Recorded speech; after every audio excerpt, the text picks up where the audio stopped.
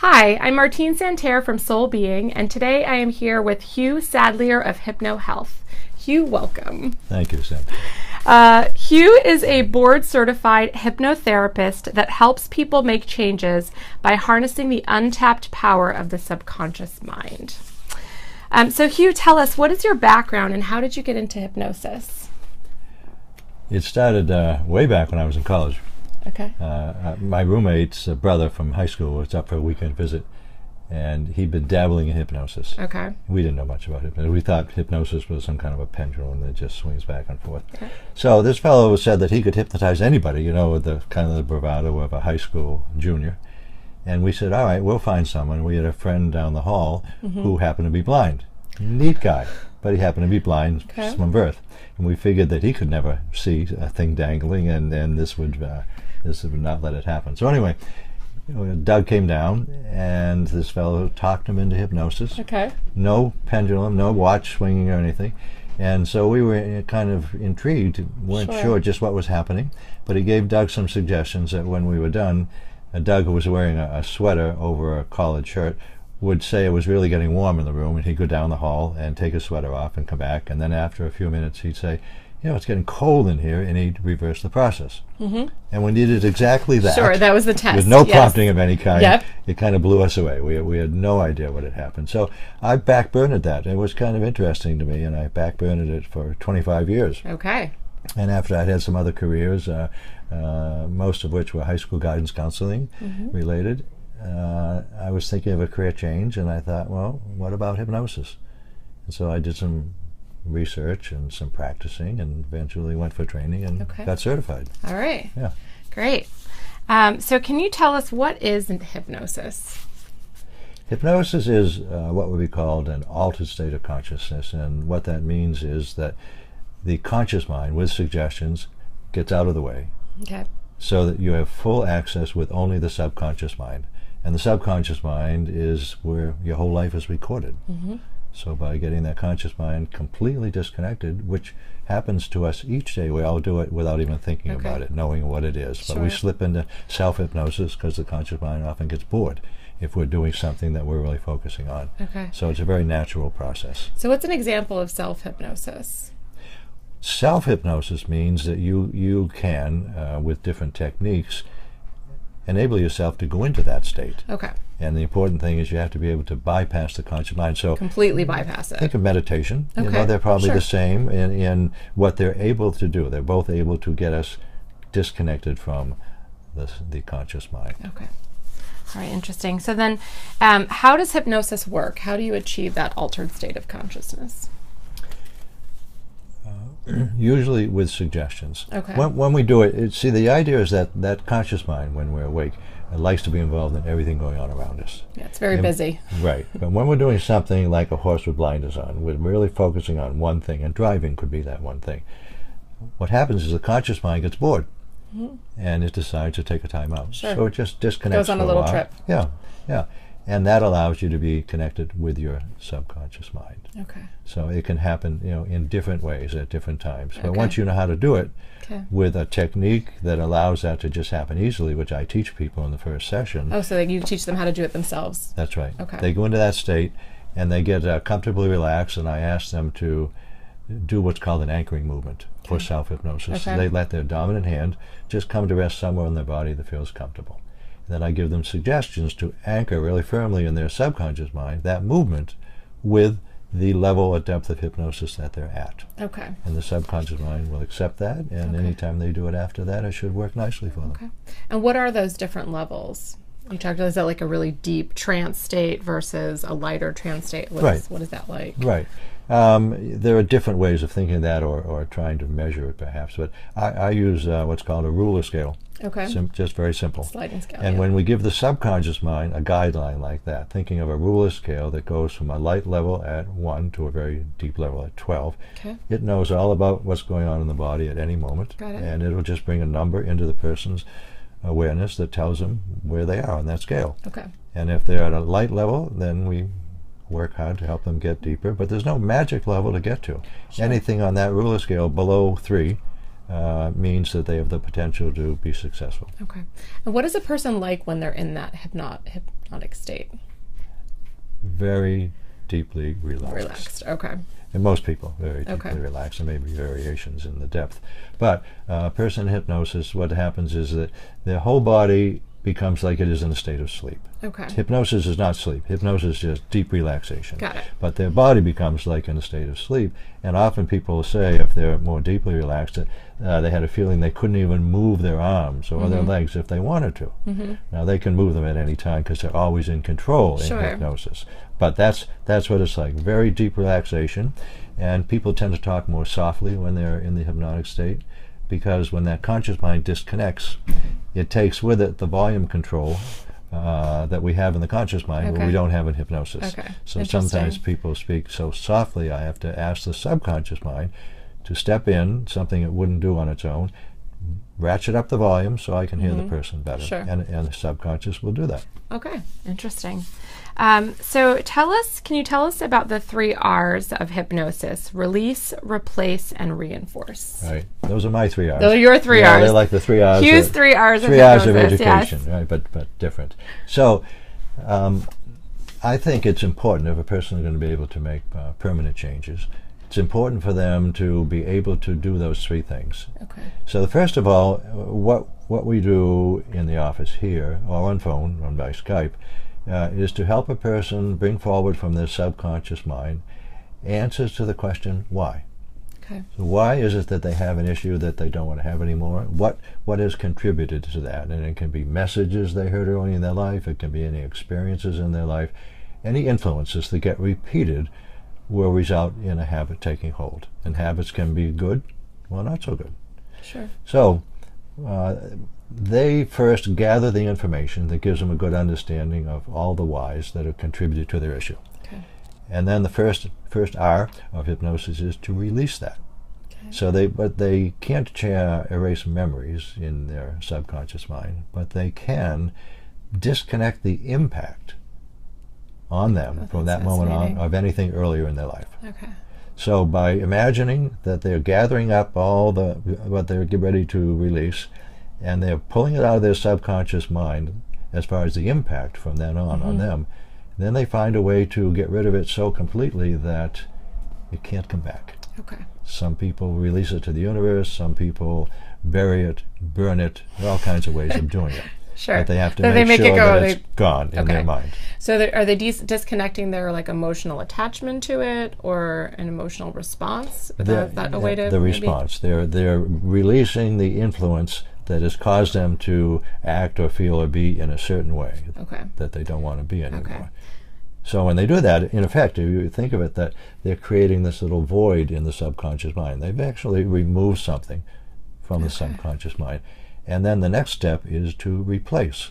Okay. So whenever they release something that has been a contributing negative, then I ask them to project ahead and imagine the way they want to be as a result of what they just released, which is going to give them some impetus to move forward in a positive way.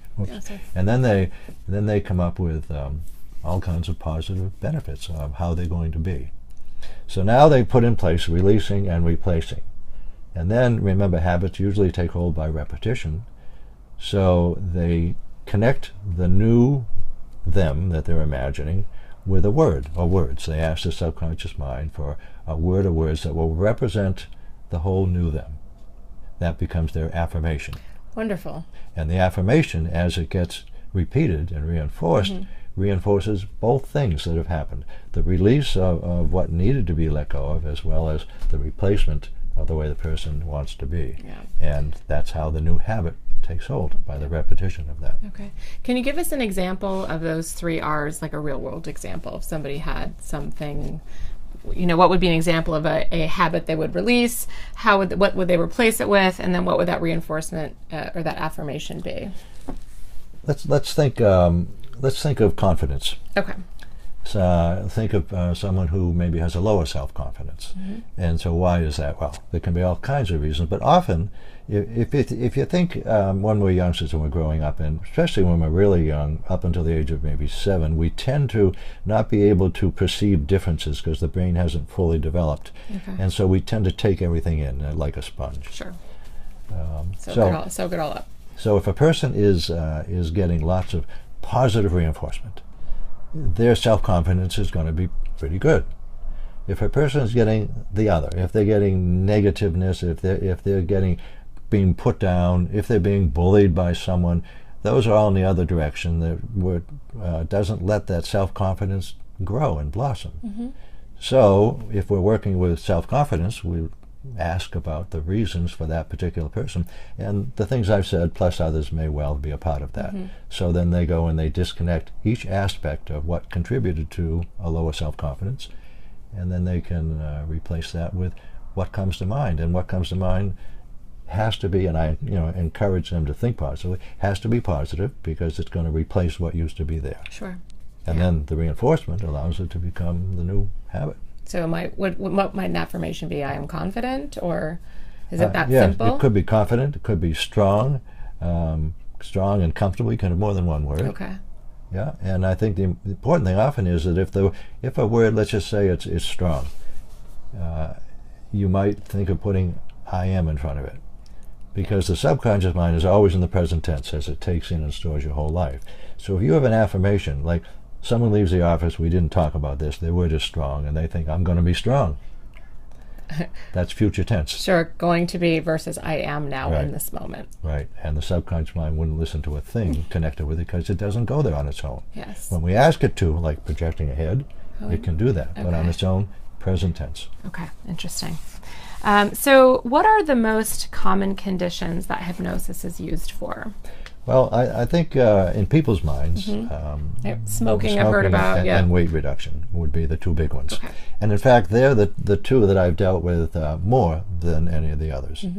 But I've dealt with 300 different issues with people in 27 years, just to give an idea of what's possible. And that's just ones I've worked with. There can be many more than that. So in addition to weight and smoking, anxiety is a pretty big one. Insomnia is a pretty big one. Fears is probably the third one in numbers. And they can be fears about anything, fears of snakes, fears of moths, I mean, any kind of fears. And usually, they started earlier in a person's life, and maybe even just one experience. And so they have the fear that continues, because once habits take hold, they're on automatic pilot. And they just keep running on a loop over and over. Over and over, yeah. And what about physical conditions? Because those are all more emotional things like fibromyalgia or what other kind of physical conditions? Yeah, well, I think of the issues I work with people on, and I believe that most, if not all, I hate to say all, but most tend to be caused by emotional factors. That's a good distinction Bruce, to make. Bruce Lipton, who's done a lot of years and years of research on this topic as to how our genes can be affected not only by inheritance but also by things that are happening in our life. And he strongly feels that up to 95% of who we are and how we are and who we become is caused by emotional factors in our life. Interesting. So the physical stuff is connected to the emotional. So you think, let's say someone has cancer. Pretty physical stuff. Yes. And I think of cancer or any of the issues people come with as really what has to be resolved, ideally, but think of it as a symptom of something else. It's a way to get the person's attention that they need to work on something. They need to resolve something. And that's the roots of the problem. That's what caused the cancer to take hold. And if you can release the roots and replace them with positives and repeat that, you're in good shape. It's possible to get where you want to get to. Okay. So then would you say that hypnosis is a way for people to address the root cause of an issue? Absolutely. Yeah. Just what happens. Yeah. All right, great. So have you recently used hypnosis on yourself for anything? I use it regularly for things that maybe I want to tweak a little bit in me, and have made some really solid changes over the years. I think that was probably one of the subconscious reasons that I decided to move into the hypnotic field, because I really wanted to make some changes myself. And so that's worked.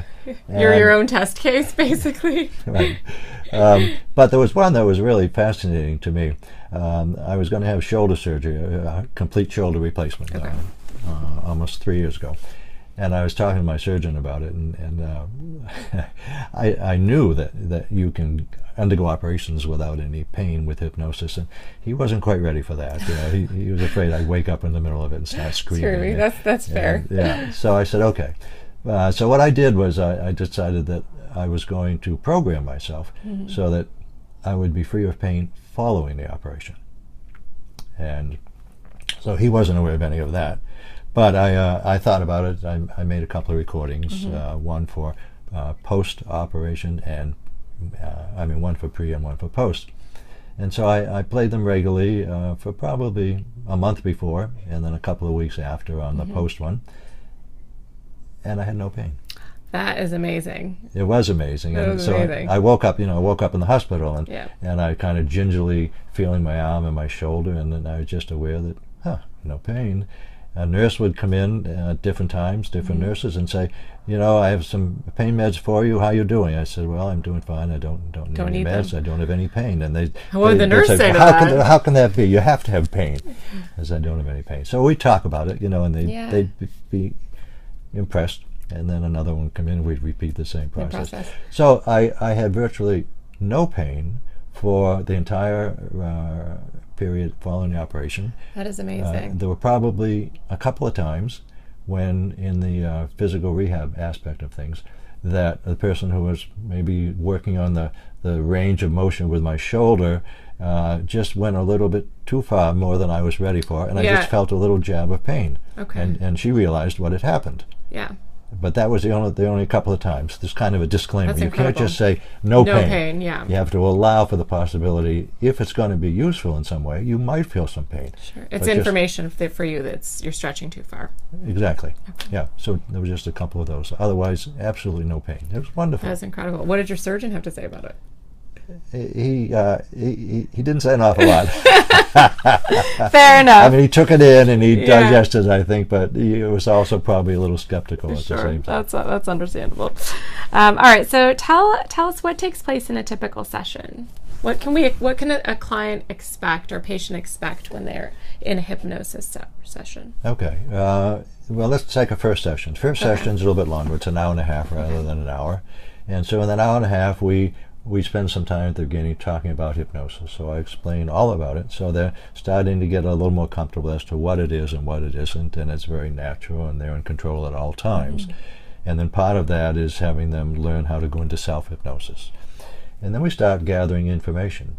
And a part of that is to ask their subconscious mind right at the beginning if the issue they come to the office to work on and resolve is, to the subconscious mind, the most important issue to work on, because subconscious mind may have a different feeling about different something. Agenda. Yeah. Right. So probably 90% and 90+% of the time, what they come for is what we work on. So then we start gathering information from the subconscious mind that's going to give them an understanding of answers to the question why. And that can be a variety of things at different times. Yeah. And then they start releasing that in the first session and coming up with what's going to be the new program. And then when they do that, even to a limited extent, time-wise, then I ask them to do the reinforcement word, and then they can start practicing on their own. Practicing their doing affirmation. the reinforcement work that keeps the momentum going forward. Yeah, interesting. So why is it that people have difficulty in making permanent changes? Why is that so hard for people? Depends on what part of the mind you're using. Okay. The conscious versus the subconscious mind. Right. New Year's resolutions, a research I've said about, which are conscious mind usually, is that they may be 8% successful long term. So what happens is that the conscious mind, it cannot connect with the subconscious. It's a one-way street. The subconscious is continually sending information to the conscious mind, telling it how to help us get through each day. If we have a lot of positive connections and habits, great, we cruise right along. But if we have some negative ones in there too, then we have to be a part of them. Okay. So that conscious mind is simply just a messenger. Okay. And that's the willpower part. So when we use only the conscious mind, like usually in New Year's resolutions, all you can do is at best sort of override a problem and keep it at bay.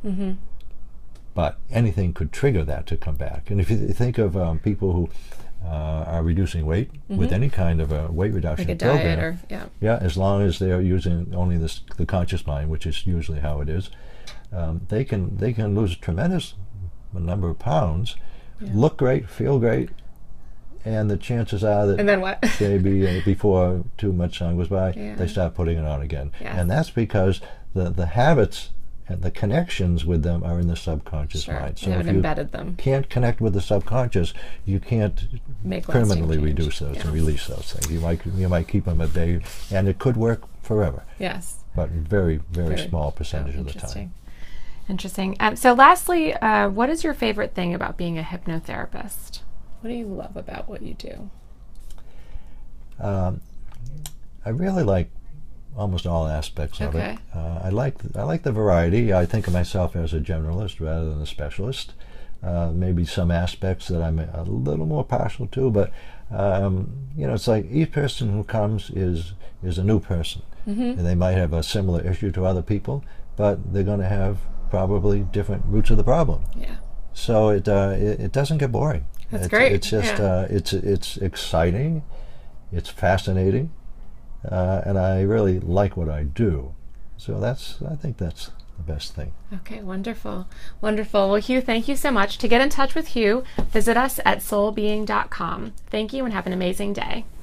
Thank you.